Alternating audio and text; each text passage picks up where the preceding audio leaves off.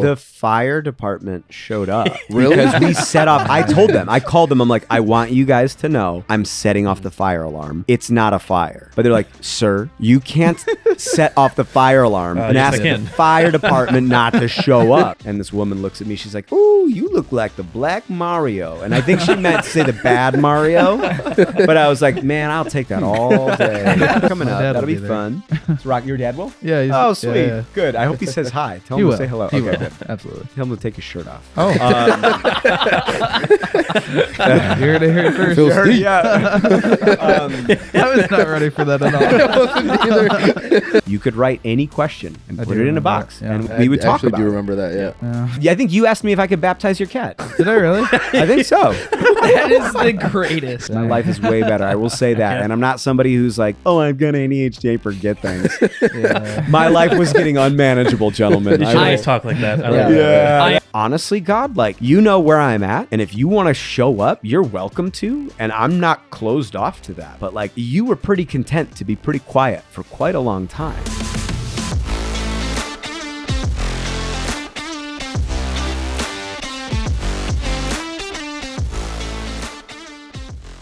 Hello and welcome back to another episode of the Campfire Council podcast. Thanks for being here with us. We appreciate all of you. Today with us on the council, we have Wes, Milo, Noah, Joey's, myself, Luke, and with us, our special guest, Zach. Welcome to the podcast, Zach. Hey, Come thank on. you. All right. What's going on? How are you doing today? I'm doing well. It's really good to see you guys. Yeah, it's good to have you here. It's great to be here. I didn't realize that, I mean, we said it before, but it's like you guys live 8 minutes away from my house, which means that you guys That's so need to convenient. come over sometime soon, hopefully. But yeah, it's really good to see you Absolutely. guys. We love that. Before we get into it, really quick, shout out to our friend Miranda, who has the Christian clothing brand Sewn in Strength. You can go on her website, sewnandstrength.com. Use code Campfire in all caps. You'll get 20% off her website. Check it out. She's got a lot of good stuff. Go buy some for her clothing. Go support her and share the love of Jesus. So, yeah, we can get into it right away. Yeah. I want to start off with just like your music career and everything. So I know that's a big part of your life. Yep. It's something you have a big passion for. So I just want to start off with what sparked your passion and desire to like start playing music and everything. I don't know where to start with that. I mean, I've loved music since I was just like a little kid. Like I just remember being completely enamored with the guitar, especially. I remember just like picking it up. We didn't have one in my house growing up. I remember being at a lake house as early as about the age of 6, like friend's lake house, and they had just like a crappy nylon string guitar. And I remember plucking out Come As You Are by Nirvana and thinking Great that song. I was like, There we go. if I could do this for the rest of my life, like this is just, I don't think And life you were gets playing that better. at 6? Well, Wow. dun, dun, dun, dun, like, you know, you find, like it wasn't good. Yeah. But I was playing, but yes. But I mean, I've been writing music since, I started writing in earnest in about 6th grade and fell in love a lot with writing. Like, honestly, I learned to play guitar because I just like love to write, but it was very early on for sure. And I think when it shifted for me, because before moving to Wisconsin, like that's what I was doing in Chicago. Like I was, I was doing a lot of things because, you know, it's a very expensive city. And, but yeah, my wife and I were in a communal living space that was like a church startup, but then also working cafe jobs, but then also I was doing music and, but yeah, you know, I think the thing that shifted where I was like, this isn't just like me having fun with this anymore. This is me really like going after it. I was about, how old was I? I was 19 and my dad said to me after I'd kind of put together this collection of demos that I recorded in my basement, he was like, you know, like these are starting to get really good. You should start considering what you're going to do with, like, if you're going to do anything with music. Yeah. But he was kind of the first person who I think even gave me any kind of like pause to be like, oh, you can actually like, I can do this, you know? And again, I've had some starts and stops and some like heavier seasons and lighter seasons, but post Crossway was when really things amped up for me in my music. And so that's I honestly don't even know, 2014, 2015. But starting then, I mean, I was still kind of doing music at a church plant, but that really kind of scaled way back and was like 10 hours a week or so that I was doing 30, 40, 50, 60 hours just doing my own stuff and coming on and off the road. And yeah, man, I mean, I guess I don't know if I even answered your question, but like, yeah, no, that I think was you like, did. yeah, dude, it's just like, it's kind of always been there, and it's always been something that I've just really loved. I love to write. I love that expression. I love performing. I love the life that you get to have. Like I always tell people, I'm like, it always takes me a minute to like reacclimate to polite society because I live like weeks at a time as like a pirate, and that's like when like all convention breaks down out on the road in your van and you come home and you like go to the grocery store. It's like that scene in did you guys ever see the movie Hurt Locker?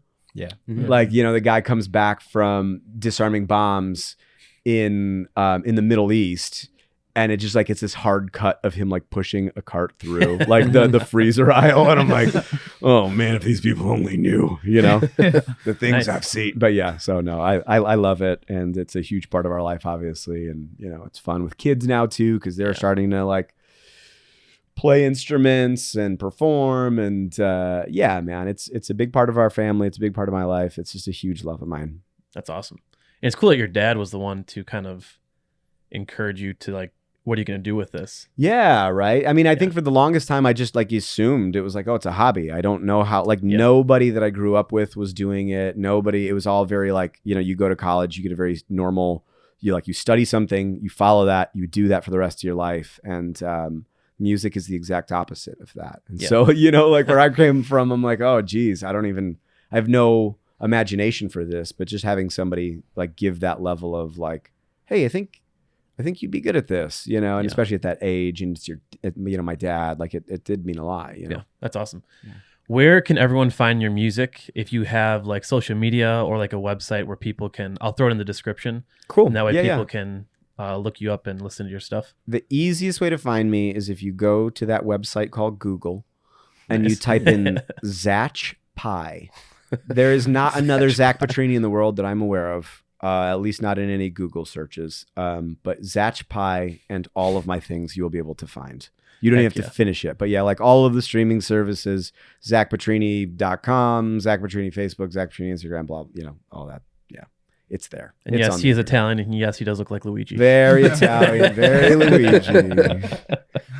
One of the funniest things that somebody said to me once, I was wearing this, but then my overalls here, and then I had a yellow kind of a mustard color shirt on under here.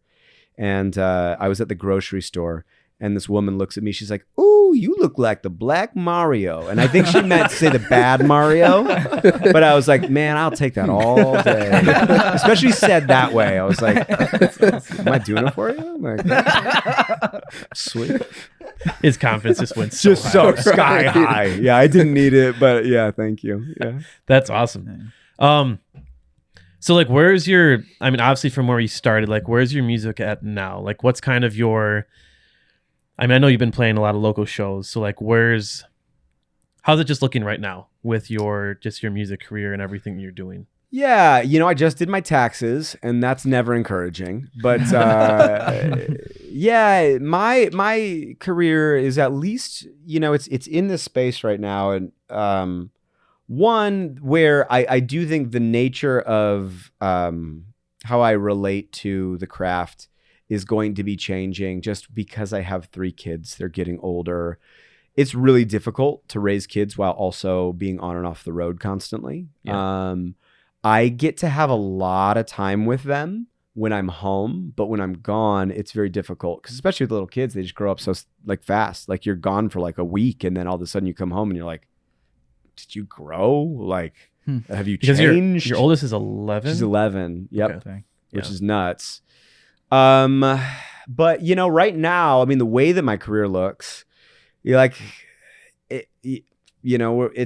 kind of this constant revolving door of planning and people and stuff. And so like right now I am booking out most of my summer.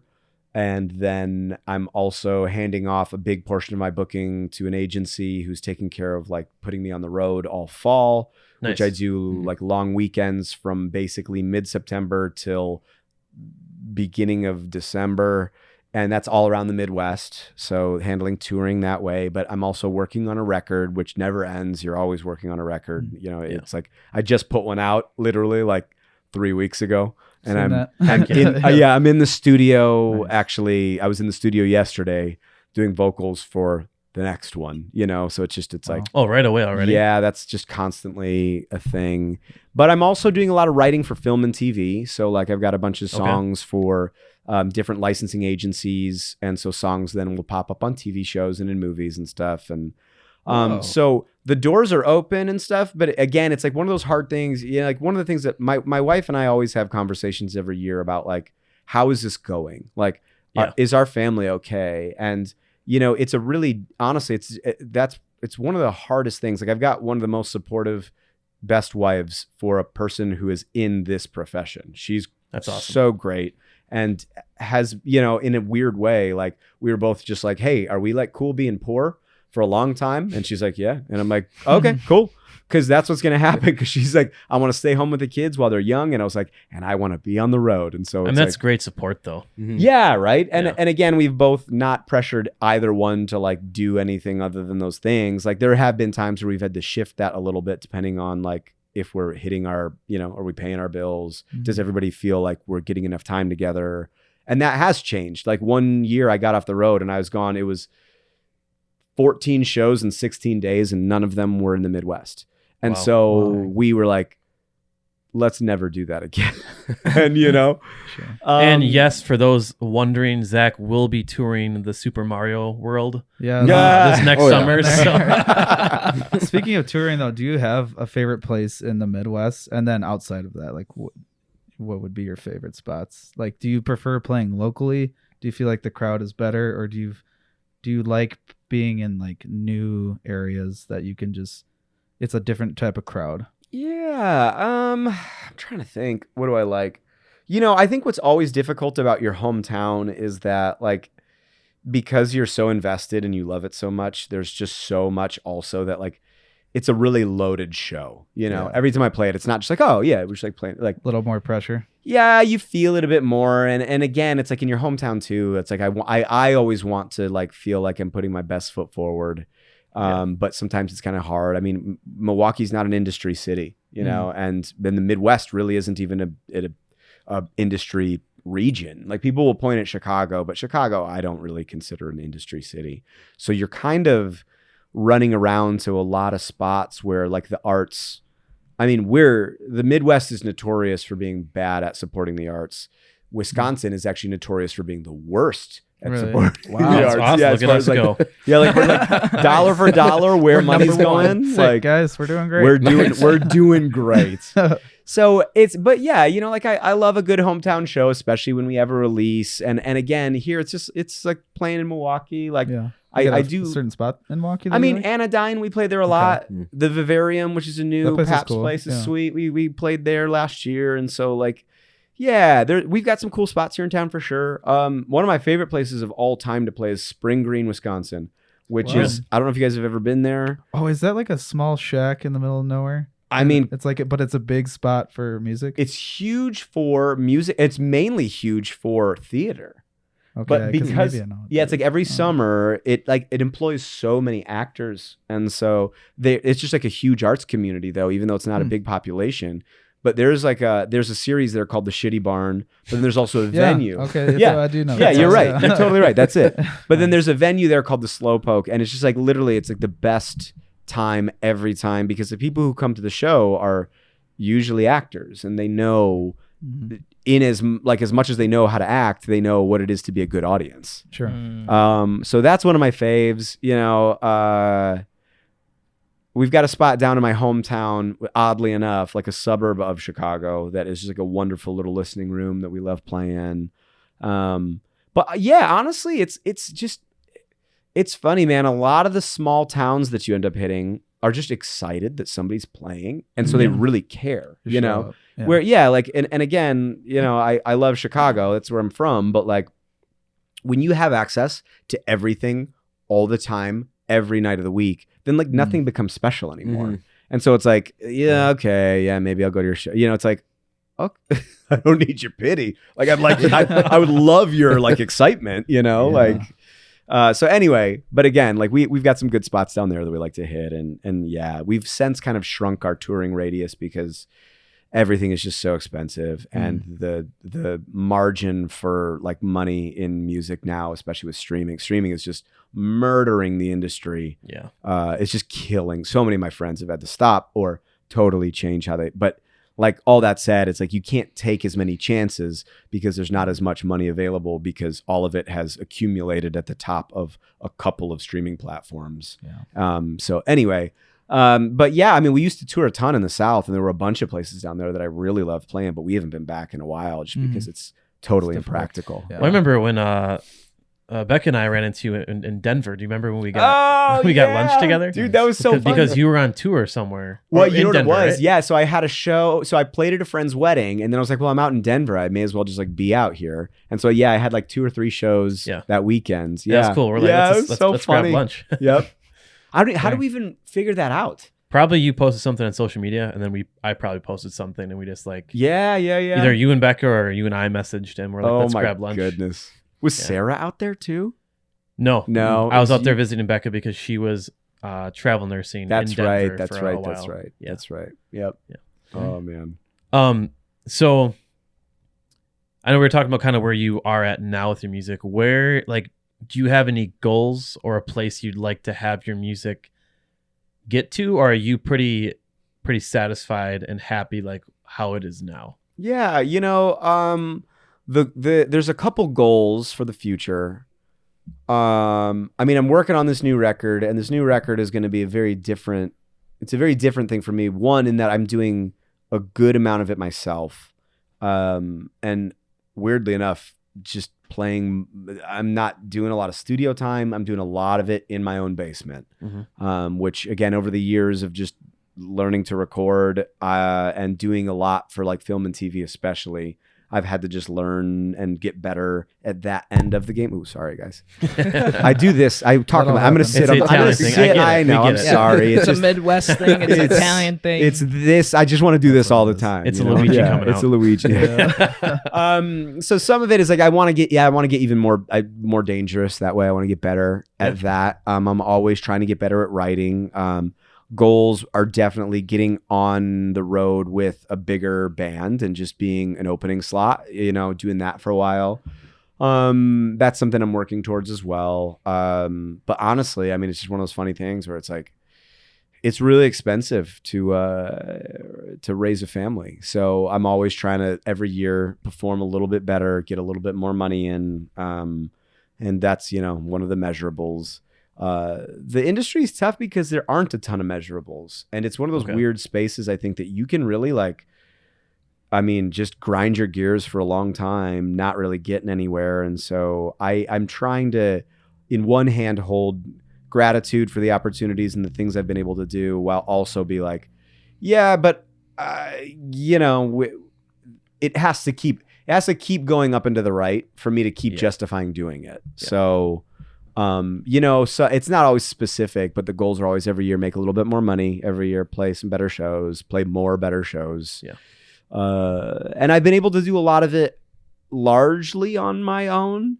And so another goal, honestly, is starting to be like, I think I'm starting to become a limiting factor. Okay. At this point in, my career. And so the goal is to start getting bigger and bigger to the point that I'm giving things away so that it expands.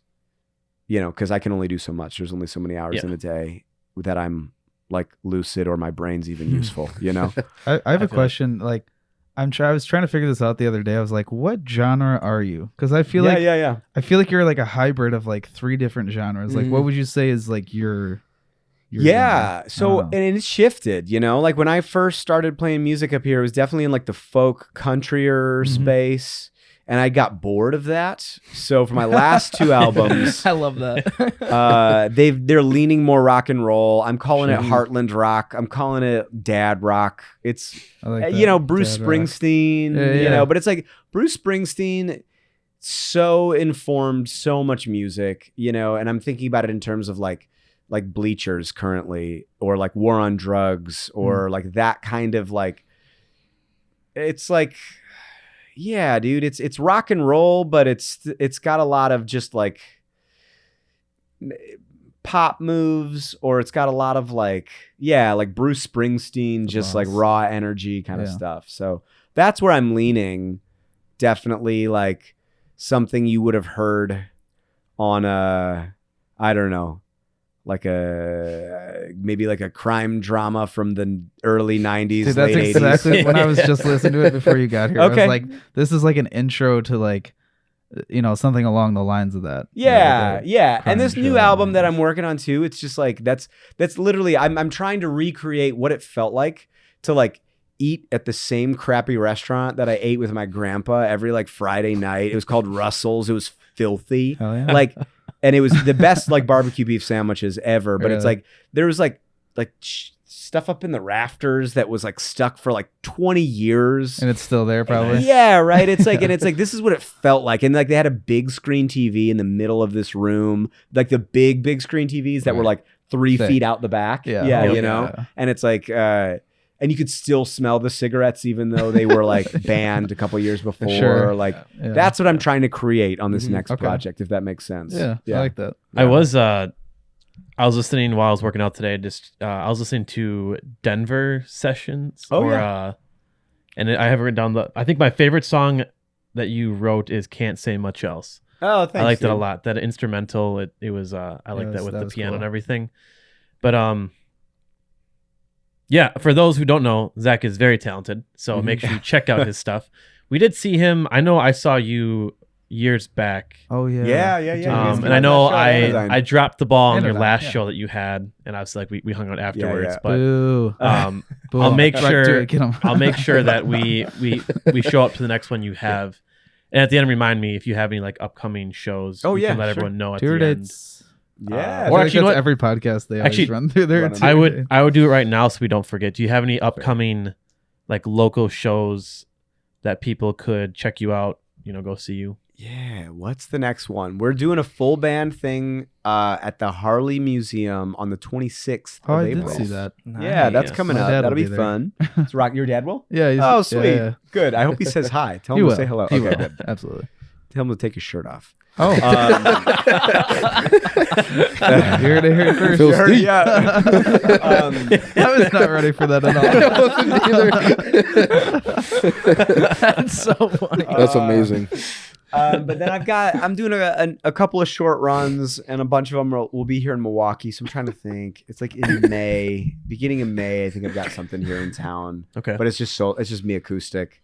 Yeah, I don't know. I'd have to. My brain is worthless. It's all. I'll throw in sheet. your We'll Instagram do it at account the on the Okay, description, sweet. so That's- people can go on that and check it out. Easiest way to do it there, or just grab my website. Usually my tour dates are up Yeah. to speed. So Heck yeah. yeah.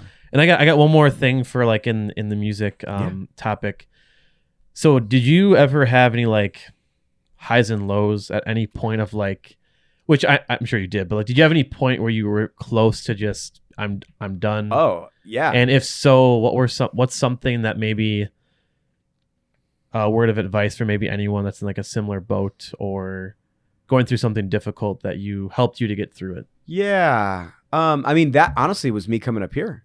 Like I was done. I swore it off because I was, doing those working at that church. I was working at a cafe, driving around the city like a madman, trying to, and like packing out shows, but then you're like in Chicago, so the overhead's insane. You're not making any money, and somehow you're selling out shows, and somehow you're still not making money. I was going back and forth between like recording in Chicago and down in Nashville.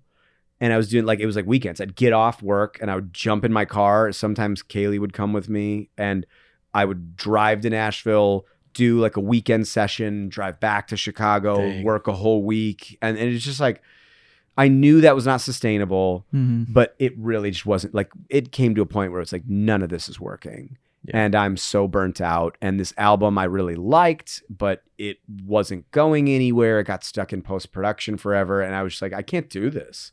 I have to stop. Like, something has to change. And I thought we were going to move to Nashville, but that fell through too. And I was like, oh my, I have no idea what I'm going to do. And, you know, I mean, I did like study, my technical degree is youth ministry with an emphasis in Bible and music. So it kind of pigeonholed, you know, as far as like on paper, what I can do. And, you know, my father-in-law was just like, well, you know, we've got this internship. It's not going to pay well, but we'll take care of your housing and, you know, you can figure it out from there. And so that was literally the only thing. I thought I was going to be able to ride some coattails into a writing position down in Nashville, and that absolutely didn't work out. And so I just was like done. I was like, it just, music broke my heart, plain and simple, you know? And honestly, what got me back to doing it was, one, giving it a break. And I think that's one thing that I think people need to understand too. Like, you know, the idea of like farming is such a wonderful metaphor for understanding our bodies. And the idea of like a fallow field, which for those who don't know, it's like, that's when you decide for the sake of like the integrity of the soil, there's just one spot that you just don't do anything in for a year. And you wait for the next year, even though technically speaking, like your productivity could be higher, right? But it's like, if you undermine the quality of the soil, everything that you're going to put out, like everything that's going to grow is going to be lesser. And so taking that in to the understanding of my own productivity and my own creative impulse, like I just needed my heart to like mend to be able to even start writing again and start wanting to do it again. And so honestly, that time at Crossway gave me some space to just like come down a little bit and relax and just be like, you've got a paycheck.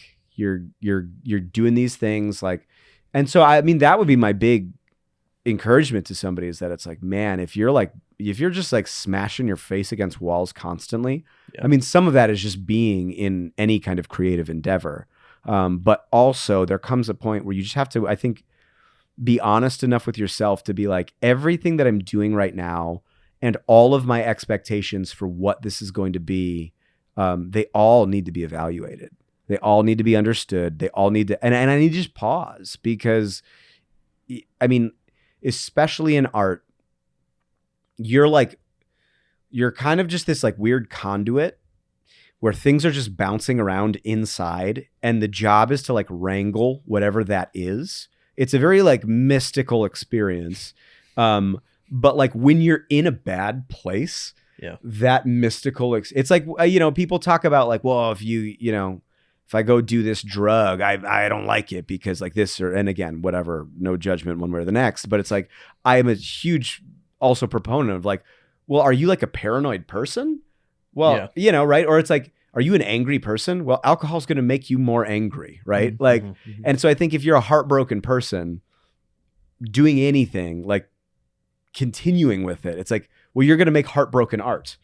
Like, so tend to that, you know, take a break. You can take a break. It's okay. You know, people make a big deal about like, oh, are you full-time? It's like, none of that matters. What is your relationship to the thing that you're doing? And is it good? Because if it's not good, then stop. If it is good, then just maybe you need to tweak something. But yeah, don't be afraid to stop. Don't be afraid to pause. Like, look at it like it's not the end of the world. But yeah, I mean, and it's a very real thing. Like anybody doing anything, even you guys, like doing a podcast, right? Like, it's like you're in a market or in a space where it's like, there's so much noise. There's so many things, you know, like it could get discouraging to do anything because of how much stuff there just is and what people have to sort through to find you and all that stuff. But like, again, it's like creative endeavors, especially, like you got to be well. Like you got to like do your best to be well, you know. That's also, I guess, the other side of that coin. It seems like you have to be able to like persevere through a bunch of crap and stuff. So it probably takes so much time to like figure out like music, like what songs you're gonna do, and like how long it takes to like actually create those songs. And you're doing all of, like the studio stuff like for it and stuff. So it probably takes so long to do. Everything is just it feels Herculean, man. I don't know. I'm not like trying to like pat myself. It's just like a lot. There's like like a never ending list. I always tell my wife, I'm like, she'd be like, oh, could you like do this today? I'm like, I can do whatever you ask me to because I am my own boss. But like, but all of that goes on the list for tomorrow, and then I won't finish tomorrow. So all of it, it's just all, it keeps going. It's a never ending. And it's it's like figuring out what success is because the to-do list never ends. And it's learning to have peace in chaos. Absolutely. What does your music writing process look like? Like, it's a little different for depending on the project. I'm involved in a lot of writing groups. So I have one where it's like you have to write a song a week and record it and upload it to a Discord. And so once a week, I'm always at least writing one song. Okay. I try to set aside time specifically for like when I'm working on an album. I try to get to about 20 songs for the album and then pick who's going to make it, So when it's writing season, then it's more doing that in earnest and just showing up most days with a guitar and just saying, okay, you got 1 hour, man. Just like, what can you do with an hour and a guitar?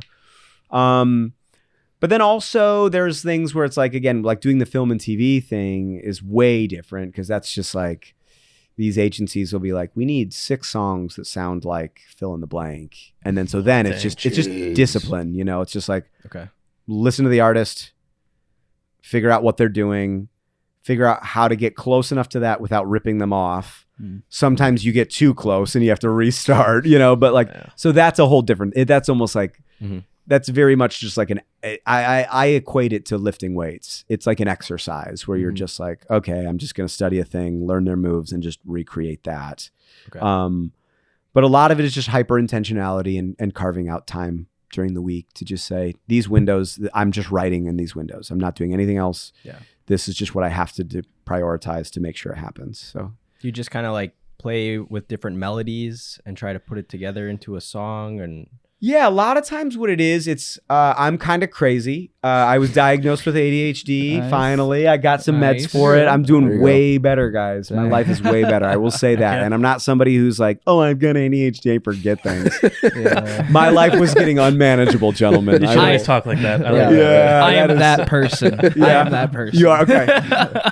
So no, I did the neuropsych eval, and I just say that to say that like my brain operates at a wild rate for things often that are completely useless, but it's very useful for songwriting because I'm usually literally as I'm writing because I start with a lyric, but as I'm writing a lyric and almost as soon as I get to the second line, I can hear almost everything that's going to happen in the song. It's a very bizarre thing. And some of it is just from years of doing it, but that's it. I literally will sit down always with a guitar on my piano and a notebook or like my phone or a laptop.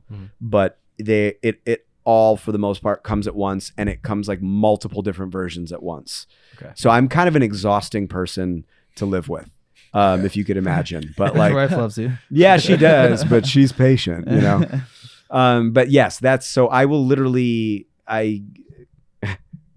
I do a lot of co-writing with other artists too. And I'm like, okay, if we use this one word here, we'll go in that direction and we could bring the melody this way. But if we also choose this one, it's going to change kind of the general feel of this line. So we should maybe make it major because it's a little bit more of a positive feel, but we could also use this line. And then like, so then after I get off the phone, it's my brain's insane and it won't slow down. And that's like it's so, but it's so cool. I mean, I don't think a lot of people understand, even myself at times, like how much talent and skill goes into like creating a song.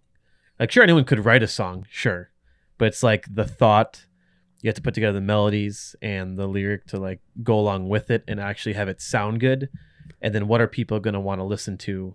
And something I can continue to do and something I like. And it's like a lot of different things going together. And then you're also doing it weekly all the time. Right. And you're coming up with new things and practicing, and it's That literally sounds Yeah. impossible to me. I promise you it's not. Because the thing is, then also you have to realize, like, writing a song a week too for something like that, I mean, they're not all good. You know, like some of them are garbage for sure. But I also know too, in the practice of songwriting, you have to write a bad song to get to a good one. And so I've just gotten to the point too in my life where I'm just like, I've removed my ego from the process so much that you just write enough. And then it becomes kind of a numbers game. You're like, well, if I write 100 songs, certainly at least 10 of them are going to be good. Yeah. Right? Like, you know, At least one. at least maybe. well, you gotta one of them. You can stumble into it. Yeah. Yeah. But yeah. Heck yeah. Usually, like, write the lyrics first, and then usually the melody, or like It's kind of all at one. okay. Yeah. Sometimes it's changing. Sometimes it's always a little different. But if I had to like say, you know, 7 times out of 10, I'm writing, and it's changing constantly. And my practice is always to finish a song, but I'm always sitting there with the instrument, and I'm like, no, is that the one? No, I could do this. And I do that all the way until I finish it. And then I will come back again and I'll be like, okay, now it's like finishing a song is like, has to be all gut and heart. Yeah. But editing a song is a totally different thing. So like you finish the song with the gut and the heart and the feel, and you've got your like house or your draft, and then you turn on the whole like crazy brain that will like freak out about every single word and syllable. And those are 2 very different processes. But yes, so the gut and the feel part has always been very much about music and lyric together for me. Okay. So yeah. Dang. That's awesome. Your mind like works like that though. That's cool. It's great for that. Yeah. It's not great for getting sleep or, you know, worrying about all of the existential dread in my life. But yes, for songwriting, perfect. Perfect. So back to, I think it'd be a good transition for talking about when you were kind of at the low, taking a break and coming over to Crossway as an intern. So I remember when Wes and I were on the Chicago missions trip through Crossway. You're at Navy Pier, baby. Pier, Yep. and you rode over with your No, bike it's not. Yeah. to Navy Yep. Pier because Jake Jacobs was our youth pastor at the time, and we got to meet you for the first time, which is awesome. And then I think that following year is when you started. Yeah. I bumped into you guys that summer. Yep. And then, that fall, we moved up in August. So end of August, we moved up to Mequon. We stayed with Kaylee's parents for a little bit. But yeah. So you were a youth pastor for how many years again? It was... Depends on what you count, because I was technically the intern, but then a couple months later, they cut the music part of my job and kind of had me take over the high school. Yeah. And then Jake left the end of that year. And so then there was 2 years after that first year that then I was the guy for junior high and high school. Yeah. So it was about 3-ish, give or take, depending on how you count that. Yeah. Yeah. So kind of along with I asked you with like music, what was your just like overall experience as a youth pastor? Good and bad. Good and bad. They're absolutely. And, you know, I think I relayed this story. I don't know if I told you guys all of this, you know, and I left on good terms, but being there was very challenging for me. And one of the main things, and there's, I mean, this is such a loaded question for me because again, like you guys were such a part of my joy of being there because that's what I wanted to do, like that. And again, like as much as I have always loved music and that's who I am, that's what I'm going to do probably for the rest of my life. There's still this other piece of me that is very pastoral, that loves to care for people, that loves kind of philosophy, theology. I like thinking about thinking, and so you guys were such a joy in my life at that time. That was the hard part for me was leaving those relationships and seeing you guys every week and like hanging with you guys. Cause that to me is like, I could do that also forever. Yeah. But there was one night I remember in particular, and I don't remember exactly when it was, where I walked into the basement at Crossway and I looked around and I realized how much time I was spending just making the machine run.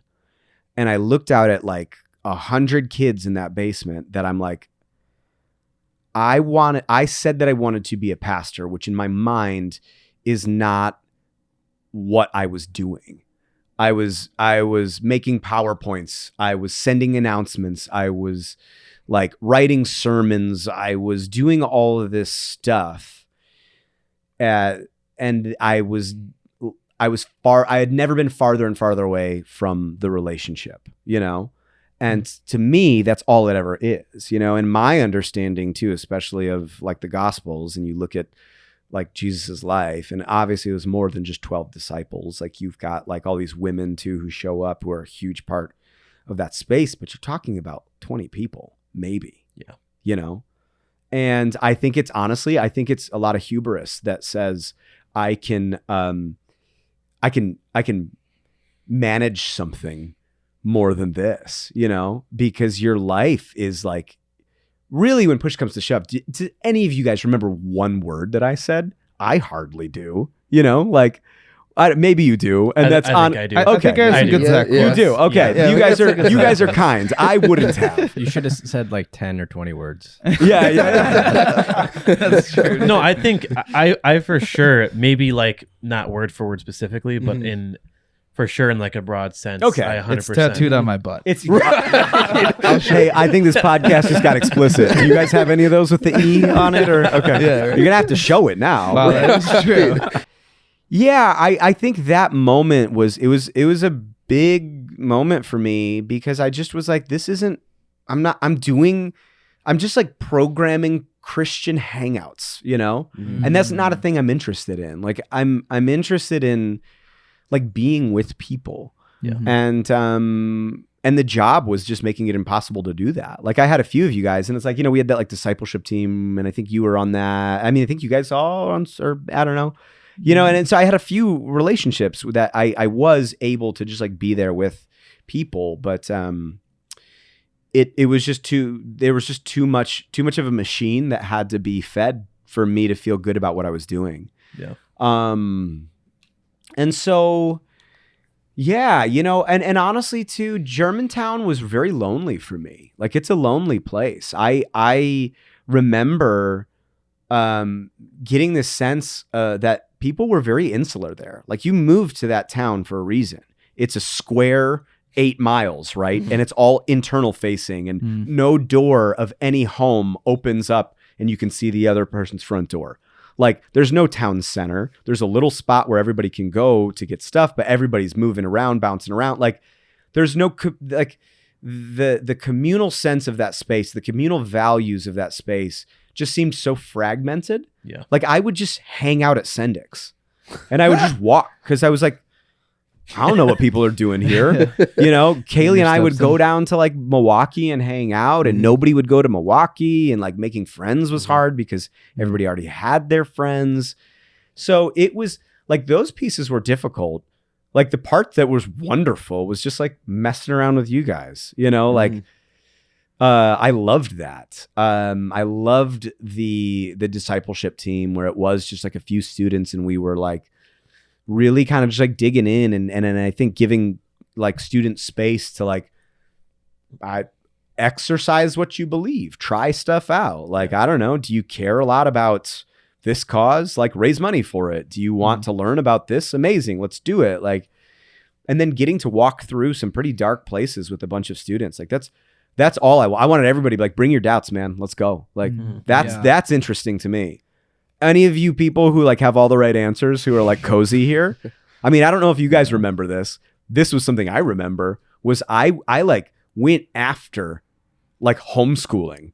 I was like, get your kids in public school. Like as homeschool. I Right here, know. Milo too. Yeah. I was like, I was public school. Don't worry. I probably partially agree with you. Keep going. but yeah, so that was the thing. Cause it was like, you guys live in a place that is completely safe with like an amazing public school system. Like you don't need to hide your kids away. Like public school is not going to ruin your kids. Your kids need to realize that the world is out there, you know, like, and I, you know, it was funny. I mean, there were several kids who I'm not going to say that it was just me, but like so many kids like left the public, like they went into public school in high school, especially.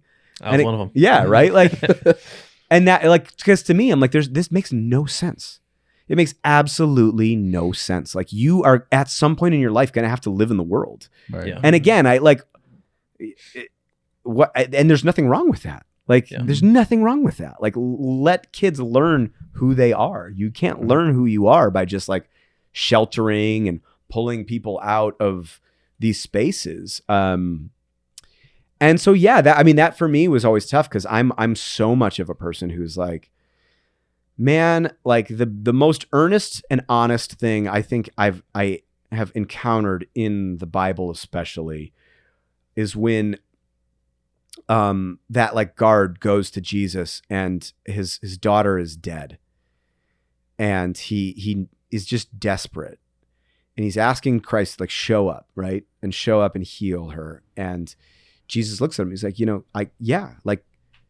just need to believe. And he says, I do believe, but I need you to help my unbelief. Mm-hmm.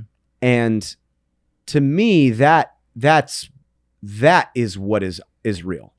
Yeah. That is 100% real. Like anybody who's like, yeah, no, you know what's going to happen when you die. And it's like, because you know, and it's faith. Like that's not faith. Faith is what was just outlined in that exchange, is that doubt is the most human thing. Doubt is the normal thing. Doubt is where we all hang. Doubt, if you're not willing to be honest about that, then I don't have any time for you. Like you have no nuanced way of thinking.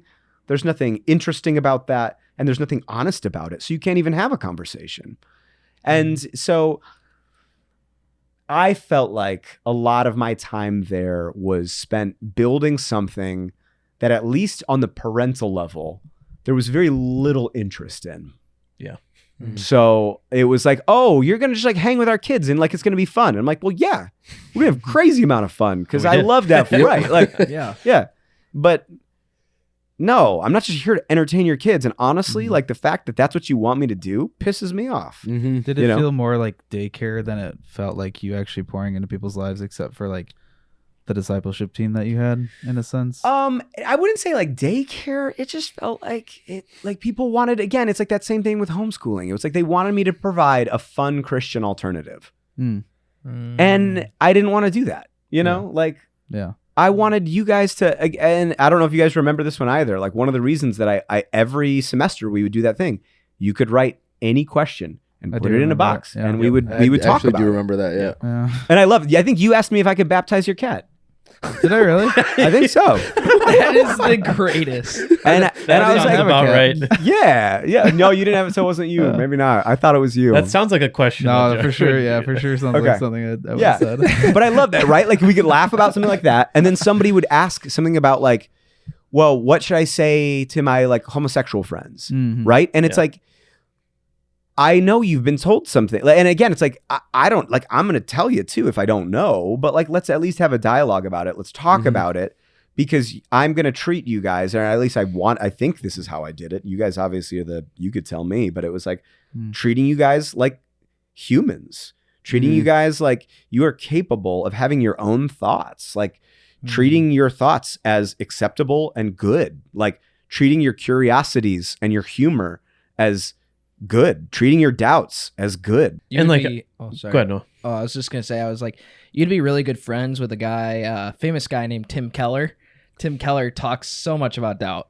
Tim Keller does. I don't love Tim Keller. Oh, really? Yeah, I don't. He hung with the Gospel Coalition dudes who are all like pretty like bro-y, hard, like conservative theologians who like don't believe women should be in ministry and stuff. And I'm like, oh. I know he was the better one of all of them. I did read some of his books, and he did write some good things. So it's not like a total, but like, no, I get it. But yeah. No, he had some good ones. The Reason for God, I did a paper for school, like dissecting like the reason for God, and I don't know specifically what the exact paper was on, even though that was like 6 months ago, so I should probably know. Oops. That's all right. It's done.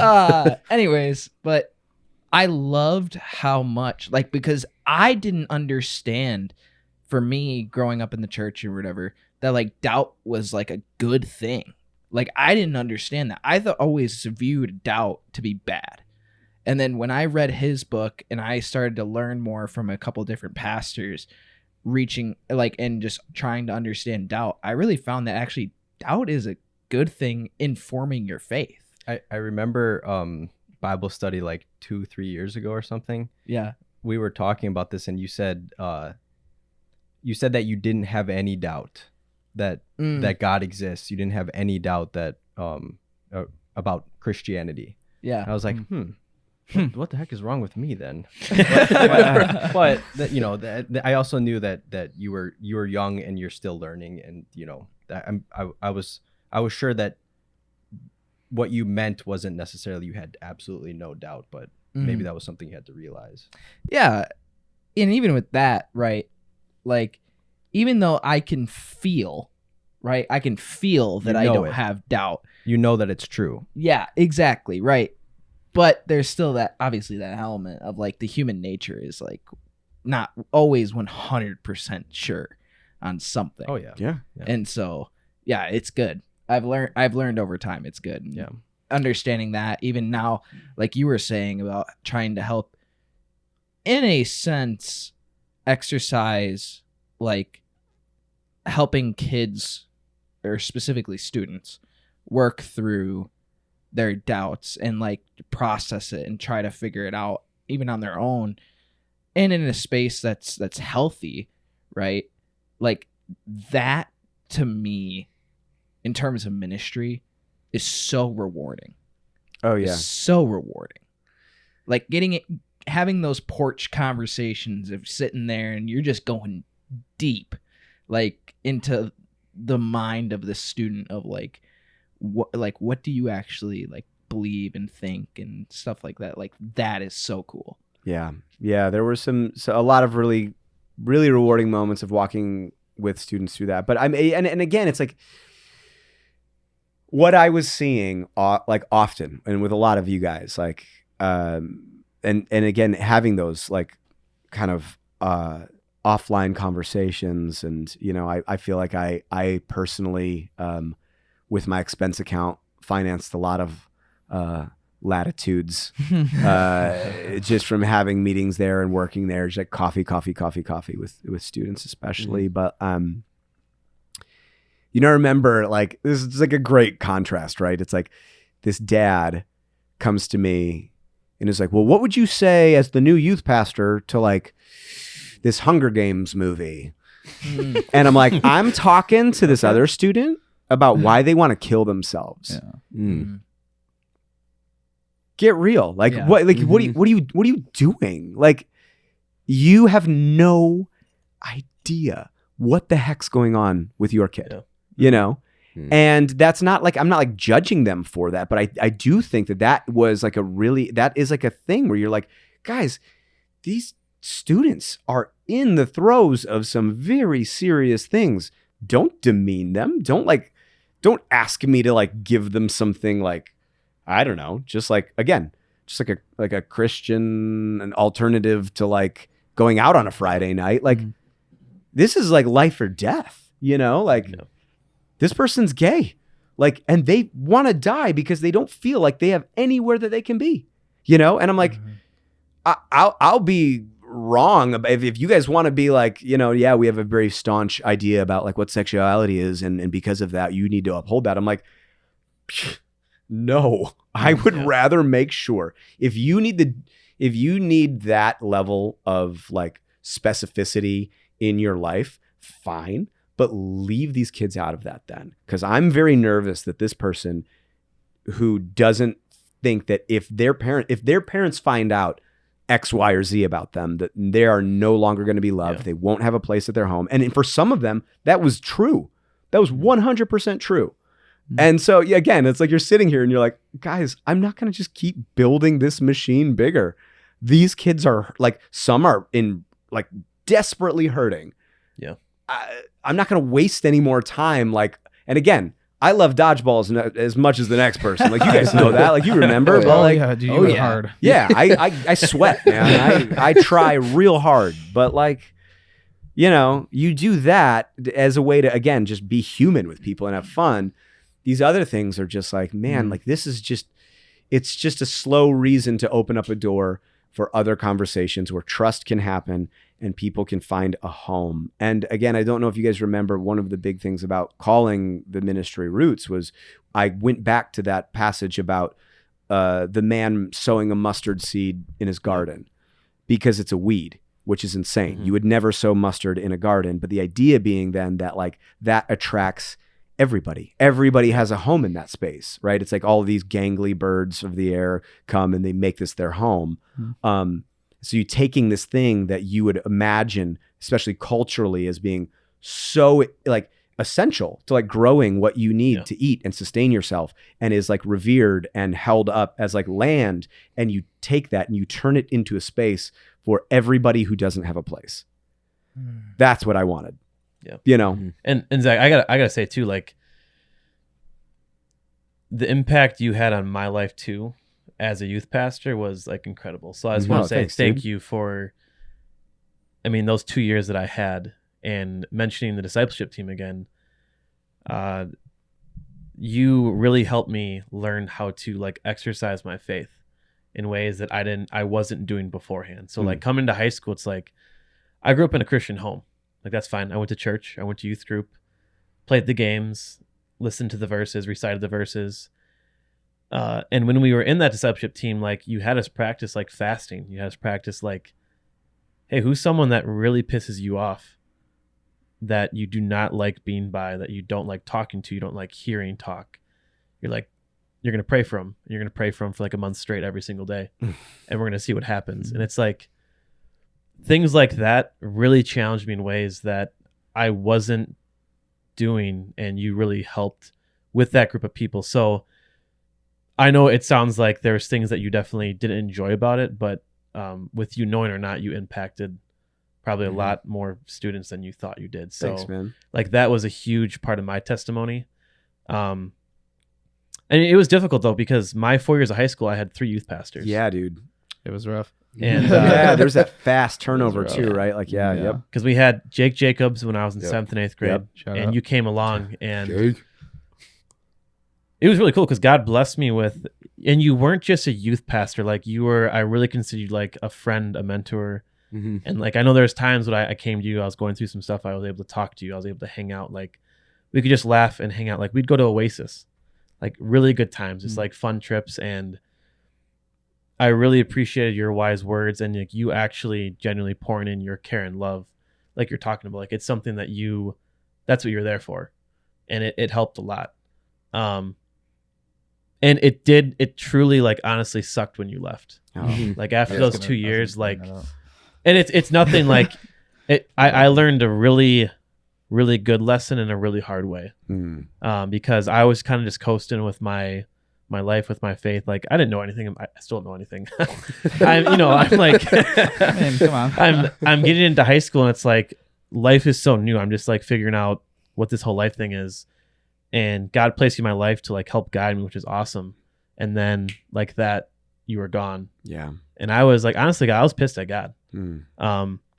A little mad at you, but not like a ton. I understood that like You can be pissed at me, dude. and that's okay. because like it truly like it hurt, because I was like, this is awesome. Like I'm figuring out what this whole Christianity thing is. I'm figuring out what it means to have a relationship with God, and I have someone who cares and who's wiser and who's guiding me, who's challenging me.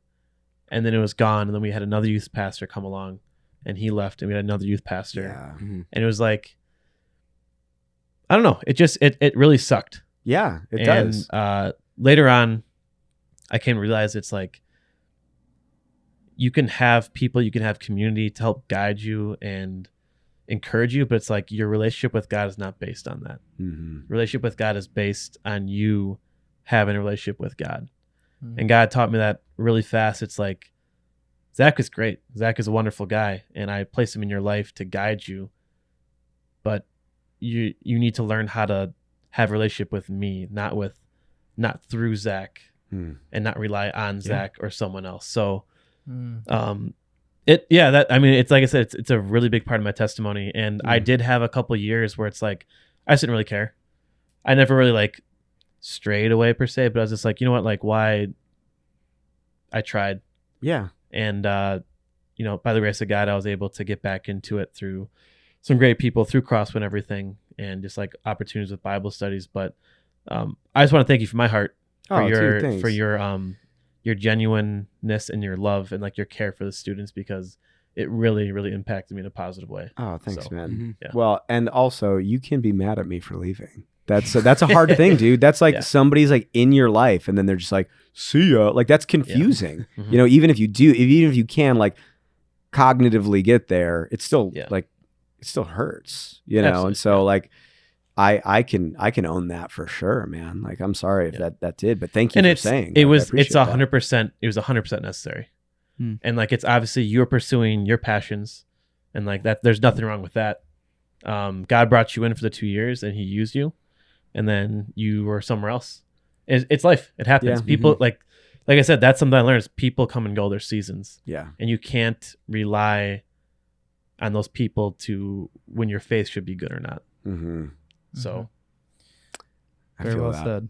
Yeah, I mean feel that pretty much was like a nutshell of everything that I was gonna say. But like just I think what you taught me growing up was to just be real. And like these guys know that like that is like the one thing in my life that like I ask them to do. Like just be yourselves, guys. Just like be real. Like that's what I look for. I look for just genuine people in my life. And I think that impression early on, what I got from you is like that's what's transferred into like my life now. Is that you showed me what it looked like to be honest in front of a big group of people and to just pour your heart out and to just be 100% authentic with us. And like Luke said, like we can't thank you enough for doing that, because like no one else was gonna do it. Yeah. Like literally no one else was gonna do it, and so you set that example for us, and I mean I think it's just changed my perspective going forward, because I knew like what to look for in people, because I knew if they not to like totally gas you up here, but like if they looked like a version of Zach, Right. and they like presented themselves in this way that was similar to that, I knew like I could differentiate what was like complete bullshit and what was real. Yeah. And so like growing up with that was huge for me, because then it helped me decipher with friendships, relationships, all sorts of stuff like that. Yeah. But yeah, I mean, we could go on all day about this, but Dude, thank you. I appreciate that. Yeah. really quick too, I just remember this thing just popped in my head. One thing that I remember to this day, which obviously impacted me in a way, is it was the zombie night, which for those Zach had. Dude, there for are youth so group- many stories at Dude. the church still on staff talking About that night? Dude, it's so funny. This guy It's so funny. came up with the violation. best games. Like this one Oh, night, yeah. we literally at Crossway, they blacked out the church. They had smoke going. They had all the leaders and the volunteers dressed up as zombies, and it looked great. Thank you. Dude, there was like cars out in the pretty good. parking lot. We split into teams. He gave us like Nerf guns. Someone was like a medic. We had like a map and a mission. And dude, there were strobe lights going. It was sick. And you got to start in the It basement. was so cool. The fire department showed up. Really? Because we set off. I told them. I called them. I'm like, I want you guys to know I'm setting off the fire alarm. It's not a fire. But they're like, sir, you can't set off the fire alarm and yes, I ask can. the fire department not to show up. And I was like, okay. But just so you know, it's going to keep going off. They're like, no, it's not. I'm like, okay, we'll see. But that's why those strobes were going too. That was the actual fire, lights. the fire alarm. I just kept it going. I was like, I don't know, come back. What are they going to do? Arrest me? Yeah, but I mean, well, yeah, so funny. the whole night was just incredible. Like a really, really good idea. But I remember beforehand, and just reminded too, I know with a couple of students, I was on the discipleship team. So we would like meet regularly. And we pretty much were breaking up into smaller groups, obviously, for all the students. And I remember you came up to me, Zach, and you asked me, like, hey, Luke, I would like you to be on this group of kids' team. Just because there were some like oddballs out. And right away, I was sitting with Joey and Wes and a couple other friends, like, because that's naturally where I go. And you told me to go into the group, and I straight up just didn't want to, and I didn't. And I remember seeing, like, the disappointment, because you're really hoping to have. And this really, once again, it taught me a lesson in a hard way. And I chose the wrong decision because I wanted to be comfortable with my friends. But like you were teaching me, like, you need to learn how to love the people that aren't the easiest to love, or the people that other people don't want to spend time with or hang out with, or the couple of kids that aren't picked to go in the groups. And I remember that was on my mind like the whole night. And I just like let you down. I let, representing Christ down, but it stuck with me where it's like, I have my core group of friends, I have my community, but it's like, I need to love everyone. Like I need to include everyone. I need to share the gospel with everyone. And especially the people that don't feel included, because that's so important. Like, how are they feeling? Mm-hmm. Like, how did they feel in that moment when I was told to be with them and they knew that, and I walked out, and it's like, so I apologize for that because I know you were trying to. I don't remember Yeah. that, to be fair. So, but thank you. Yeah, no, I mean, yeah, it's okay. Because I mean, you were challenging me to step out and be uncomfortable. I just straight up just didn't. Yeah. I literally chose selfishness of I wanted to enjoy my night and not be stuck with a group of kids I don't know. Mm. So. Well, you don't have to apologize for that, but Yeah, but it thanks. I yeah. think it Yeah. taught me a lesson, and Sure. like I said, it happened years ago, and I still think about it. Mm. So. Well, I don't know. You don't need absolution from me, but if you want it, I'll give it. Yeah, you're forgiven, and I love you. Love you too. Yeah. Yeah, man. Do you guys have any other like questions or comments, I guess, on that? How much time do we have? We have time. I'm long-winded. Yeah. Sorry if you We have let me time? talk. Yeah. No, that's good. That's what we You need. mentioned That's that great. you like to think about like philosophical and theological Let's ideas. do it, What- Milo. What have you been thinking about lately? Like what are some things that you've been mulling over? Here we go. Oh yeah, I was gonna say, guys, it's a lot. Here's the biggest thing I've been thinking about: this idea of raised consciousness. So do you guys read Richard Rohr at all? Okay. Mm-mm. Richard Rohr, I don't read a lot of Christian theology at all anymore. I find it very boring, and it's just very like white man. Let me show you how much stuff I know. I just am not interested in that level of things anymore. But Richard Rohr is an exception, and he talks a lot about he wrote a book not too long ago called The Universal Christ, and he says a lot. He says a lot in this book. But I think that what Christianity in the last 100 years in the West especially has done is that it has elevated the mind above all things. It has downplayed the importance of, and this is Western Christianity especially, it's downplayed the importance of women. It has tried to sell certainty. It has tried to do things like assign a gender to God. It has tried to create a binary system that is so specific and so hyper, again, like intellectual, that it has no idea how to be human anymore, and can't see God in everything. It can only see God in a couple places. And as a result, it can write off a lot of people in a lot of places. And so for me, I'm like, I have been very, very interested in the idea of, have you ever heard of the First Nations Bible? No. It's indigenous people who largely got their entire existence just like swept out from under them, right? But there were some indigenous people who accepted Christianity, who wrote their version of the Bible. It's way different. It would make most, proper theologians uncomfortable. And I love that. Because what it's doing is, I think, expanding this idea of God. So like raised consciousness, and I'll come back to that. There is a sense, especially now in politics and in church, especially, and they're very married right now. It's hyper tribalism, and it's hyper tribalism around this idea that like, well, if you don't think like me, you're a threat. Or if you don't represent the values that I have, you are trying to do wrong to me, or you are a threat. I have to be worried about you. I have to sort you.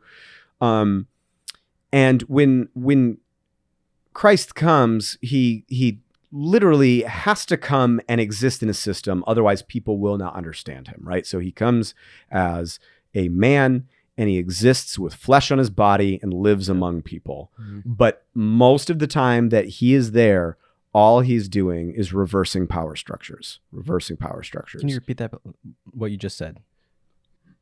All of the time as a man in this system, all he's doing is reversing power structures. Who is he? Christ, Jesus. Okay. In his physical body, right? Oh, sorry. You're just being clear on the he? Yeah. No. I was following you up until that point. Yeah. I was thinking about something. And I was No worries. Great. Okay. I was like, I think I said what I meant, but I don't know. No. Okay. So, and you know, there's a passage, and I'm gonna just paraphrase it because I can't think of it off the top of my head right now. Where he's like, you know, you've heard it was said, like, love your family and, you know, hate your enemy, but like everybody does that. That's the like, Sermon on the Mount. Yeah, right. Like, you know, what good is that, right? Everybody does that. Everyone does that. The idea that love breaking into the world should raise your consciousness. It should take you from this tribalistic mentality and turn it into, oh my gosh, there is no Jew or Greek, free or slave. All things have been, all dividing lines have been erased. And so all that Christ is trying to do again in this time also is like, it's like raise consciousness. Stop thinking about these tiny little things and these differences and these ways that like you're comfortable knowing me, like destroy it all. What does raise consciousness?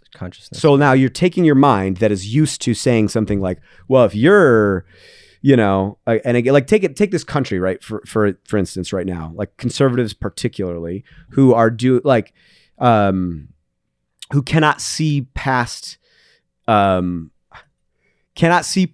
fact that like I might disagree with you, but we're still like humans on the same journey. I have a very narrow sense of my relation and my duty to humanity. And Jesus, do you think that's exclusive only to conservatives? No, but it's very much there right now. So it's mostly on the conservative side? I would argue for sure. I mean, it definitely shows up in other ways because humans are humans. But like the idea that like we are all deserving of love, right? Yeah. Like that is a higher ideal than here's my tribe, right? And so that's what I'm saying about raised consciousness, is that what I think Jesus is trying to do, and again, this is what I'm thinking about a lot. What are these things that raise our consciousness, that push us past normal conventions that make us feel comfortable, or theological constructions that make us feel like we have some like corner on God or understanding, where like if God is God and God is outside of time and space and existence and created the fabrics of time, whatever that even is, there's nothing we can do that will like ratchet him into a system or a way of being. And so always is the idea of bigger, more. How can I understand what love is more? How can that be bigger and more grandiose and include more people? And that very much interests me. That's where I'm hanging out these days. Hold on a second. Yeah. Now, I've had this conversation with the guys a lot. Sometimes the way I talk, it sounds like we're arguing. Oh no, you're fine. But I just want you to know it's not an argument. I just like to question things and try to get to the root of different beliefs. Totally. What is your thoughts on truth? Can we know truth? Does truth exist? Well, I'm gonna pee. Yeah, do it. Truth. Can we know it? I think we get glimpses. I think there are times where things make a little bit more sense. But I think truth in the capital T ultimate end truth, I think that is one of the limitations of humanity, is that we are never going to fully be able to see it because of our limited experience. Capital T truth, as in like the ultimate meaning of the world of life.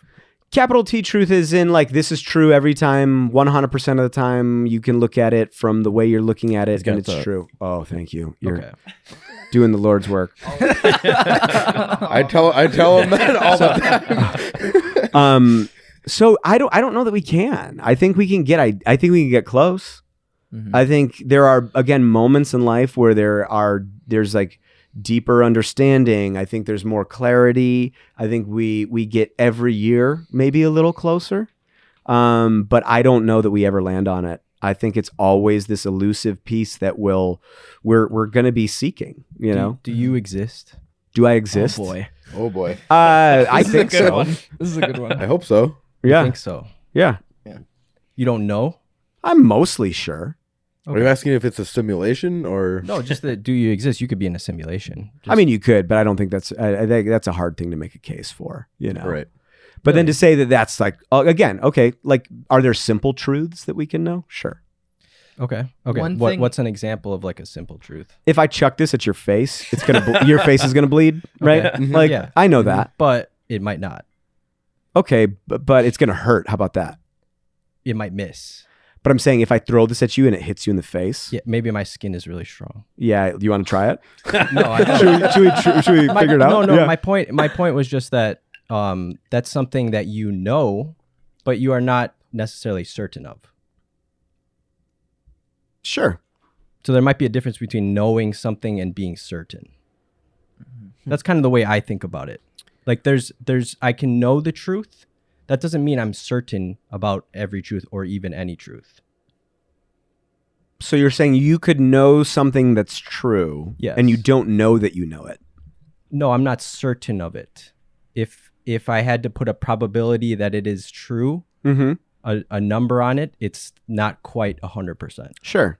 Mhm. Yeah, I mean, so I think we're probably talking about the same I thing, don't where think it's I- like, knowing that you know is a higher level of knowledge. I don't think it's necessary in order to know something.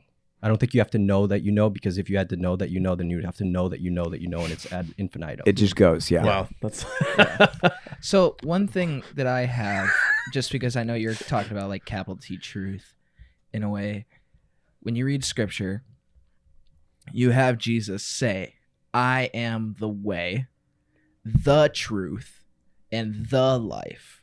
No one comes to the Father except through me. When you hear that, right, that's one of those things where he is saying, like, and if you believe in Jesus Christ, and Jesus Christ was a physical man who was God, is God, and came in flesh and blood, died for you and your sins, if you believe that he was even just a person at all, and you believe that the writings that we have from back then are true, just from your understanding, you know that they're actual physical thing. When he says that, how does that work in your mind when you hear then, like, he is the way, the truth, and the life? He's not saying I am a way, I am a truth. He's saying I am the truth. I pose that question just because I like to also verify like where people are at in terms of when they're understanding the gospel story and understanding the true meaning of Christ and his mission and what he is actually saying. So that's a good question. The first thing that I want to point to as well, and I brushed past it pretty quickly, but one of the things that has happened, especially in Western Christianity, especially in the last 100 years, is this idea of, one, biblical inerrancy, which historically speaking is not a thing that the church has ever adhered to. Mhm. It's new, right? So taking things at face value is you can, and maybe it's right, but it's a thing that the Bible never asked us to do. So, so I kind of start there, and when I hear that, and what it says to me, like, and again, it's like what does it say? I mean, if anything, incarnation should communicate to us that God cares a lot about his creation, right? Assuming that that's what we all are, and that, you know, he comes and I have though since rejected this idea of substitutionary atonement. Like, I'm the way because I died for sins that you committed, and your sins are now forgiven because I'm dead and I had to die to save you from myself to let you come to I'm just like, I don't buy that at all. I think that when he says, like, I'm the way, I'm the truth, and the life, I think there is something particularly true about the way that he is living. I think there's something particularly true about the idea that, like, again, I would look at a person like Christ and be like, oh my goodness, you are opening eyes to a reality that in and of ourselves, in our, like, the way we express, like, humanity plays out is not a way that, like, we naturally do it, right? Like, the way that we naturally do it is we kill each other. That's what we do, right? And now all of a sudden there's this guy being like, oh, no, all the ways that you thought that there were these separations, there's no longer. Like, I am that bridge. Like, so again, I'm the way, I'm the truth. Again, part of this too is having to understand and break down what we understand about each one of those words, because we've also taken, again, if I say I am the truth and I say that in English, well, that has a very specific connotation as opposed to however it was that he said it in his original language. Yeah. And so again, it's like, I think there's just like, it's a lot to just consider, and also a lot, because here's the other thing that drives me nuts is like taking ancient Near Eastern texts and trying to overlay them on modern American life. It doesn't work. Like, you can pick up some things and some things you can figure out, but I would literally have to do a word study with you. We'd have to look at each one, unpack each one for the suitcase that each one is, culturally speaking and historically speaking. But again, for me, I'm like, sure, why not? Yeah. You know, like, okay.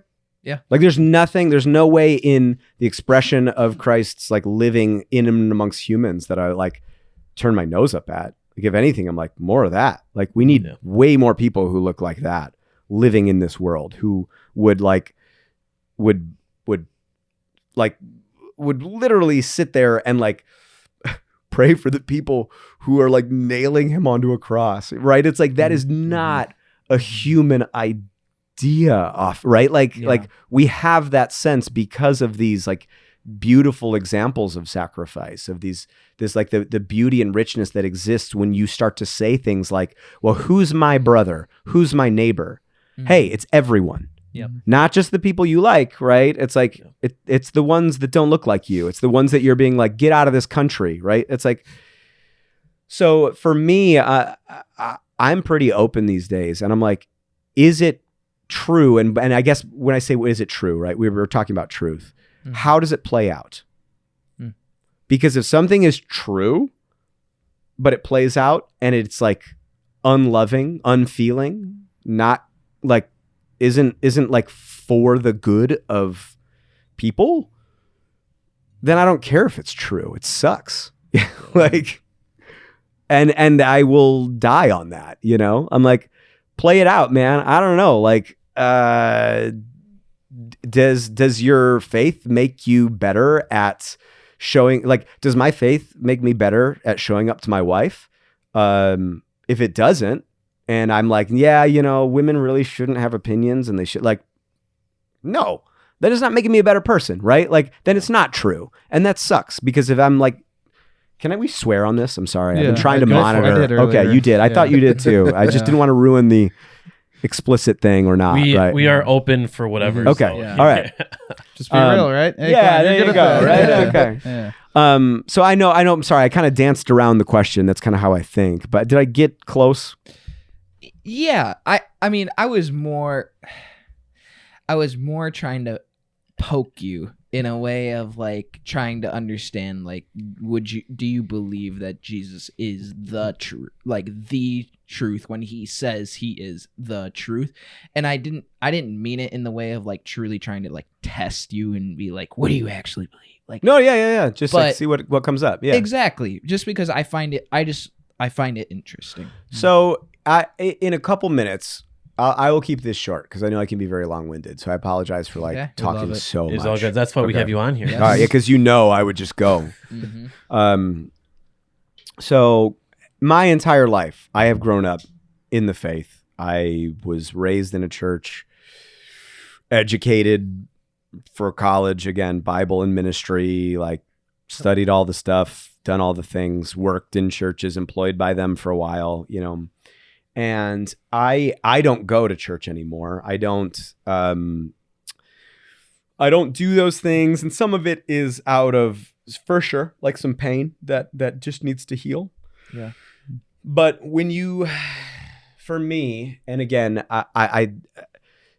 I'll just say this for me. I won't, generalize here. So in 2020, I lost all of my work because of COVID. Both my parents died. My youngest almost died in the hospital. Then 7 other members of my family passed within a year. And all while also kind of being in and out of church space and seeing how these things play out, right? Mm-hmm. And so again, like me saying to you, like, if it doesn't play out in goodness, then I don't think it's true. And it doesn't matter what it is, right? What I found in those years, I found some things about myself that didn't play out in goodness. I drank way too much. I had to just get through the nights. I was hyper depressed, overeating. Like, none of those things were good. I mean, they helped in a sense, but they weren't good, right? And I had to change those things. But as I sifted through that level of grief and went to counseling and dug into that space, I just saw over and over again how what was handed to me and what I learned and what I was encouraged to perpetuate in a lot of these spaces, it was not the thing that produced something good. Like, again, with you guys, yes, I could 100% look at and be like, yes, that is good, right? Like, truth, I don't know, but like there's good, at least even for me, like what you guys did in my life. It's like gave me a sense of joy and belonging, right? But when I look at what God was willing to allow to happen, right? Like, because at any point, like any of these things could have been stopped. There was like, one of the deaths was cancer, one was dementia, one was botched surgery. Oddly enough, none of them were COVID, right? You're like, what? Yeah. At least one of you, like probability would dictate. I'm sorry to hear that. Thank you. Yeah, it was awful. It was 100%. 2020 into 2021 was the worst time of my life, where multiple times of waking up desperate for something to come into my life that gave me a reason to live, right? Like, and it's like, I knew that I wasn't going to kill myself because I have 3 kids and a wife. Yeah. But you better believe that I thought about it so many times, multiple times a day, many days a week, many weeks in a month, many months in a year. And I think that literally blew apart any kind of like pedestrian understanding I had of God. Like, this being is above and beyond so much of what I know and so much of what I'll ever know. And me trying to even wrangle it down into anything, it's just stupid. Like, it's a waste of my time, Like, this is the, C.S. Lewis talks about like God being an iconoclast, which is the breaker of images. As soon as I have an image of whatever this is, it's not big enough. It's not true enough. It's not, as soon as I create it. And so it's birthed in me this peace in just being like, honestly, God, like, you know where I'm at. And if you want to show up, you're welcome to. And I'm not closed off to that. But like, you were pretty content to be pretty quiet for quite a long time. And so I have to believe that any kind of understanding that I brought into my life previous to this year was nowhere near how big it had to be to understand who this being, this thing, this they is. Hmm. And so as a result, I have just decided that I'm like, all things are just open.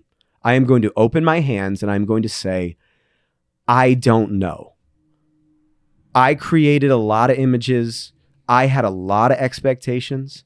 I have a lot of things that I thought I knew. And really what I'm finding out is that I really, and I don't mean this in like, I don't know anything. I'm just a student. I'm like, Yeah. I don't know shit.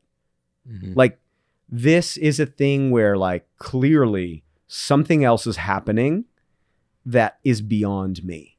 And it is a humbling and terrifying and wild experience that I am still trying to make sense of. Mm-hmm. Yeah. Huh, same. Yeah. Whoa. Nuance Thank there. you. Thank you for sharing that. Yeah. Yeah. Thank you for sharing that. Yeah. It's really cool to hear that and hear your story, and thank you for opening up just about some of the pain and some Yeah. of the stuff that you walked through. Like, That's why I love doing this. I love hearing all the stories, the good and the bad. You love hearing the pain. Well, I love hearing No pain, no gains. the good things and Yes. then No, I the good know. I'm things sorry. that come from the bad things. Yeah, But yeah, yes, it's Yeah. it's all really cool. I mean, I appreciate you being open and honest, and Mhm. Yeah. I know even like our conversation on the phone a couple months ago back when we were talking about this, just like cool to hear that perspective too, and everything. So yeah, I know we're pushing an hour 40 minutes here. Is there Oh, any geez. final... We did an hour and 40? I'm so No, dude, sorry. that's This totally is good. fine. Are you going to edit it down? No, Please we're tell me gonna you're cut gonna- all that. No, Okay, we're yeah, gonna there's get going to all be, of it. we're going to talk about your band and that's it. No. no, dude, this is good stuff. We keep this in. Oh, God bless anybody who listens that long. Yeah, right. I'm so sorry, guys. No, dude, that's totally fine. I would keep going and going. I just know the batteries start gonna to die die. around two hours. But Oh, jeez. really quick, does anyone have any final thoughts? Then we'll kind of ask Zach if he has any like final thoughts for that. But I've plenty of like additional questions and more that I want to talk about, but we'll save that for another time. I mean, if you guys will have me, I'll come back. And you Yeah, can also absolutely. put a timer down when I start talking. dude, no, I'm You're definitely I'm coming totally, back on. You're coming back on. I'm here for totally sure. fine with going as long as just like I said, the batteries yeah, will yeah. start to die. And You could ramble on for 20 minutes. You'd be fine. Okay. Yeah. Well, thank you. You guys are gracious. but we'll go to a final thought. If you have anything to say for your music or just in general for anything, just to close out the pod. Yeah. How about this? Yeah, you can find my music online, zachpietrini.com. But I think the most important thing, especially these days, is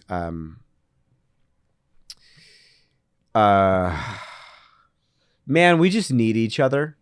Mhm. And any way that life tells you otherwise, be it like the comfort of a, 6-figure job or some bullshit like that, I don't know. But like we are inextricably bound to one another. And to the extent that I think we live into that is the extent that like life gets better.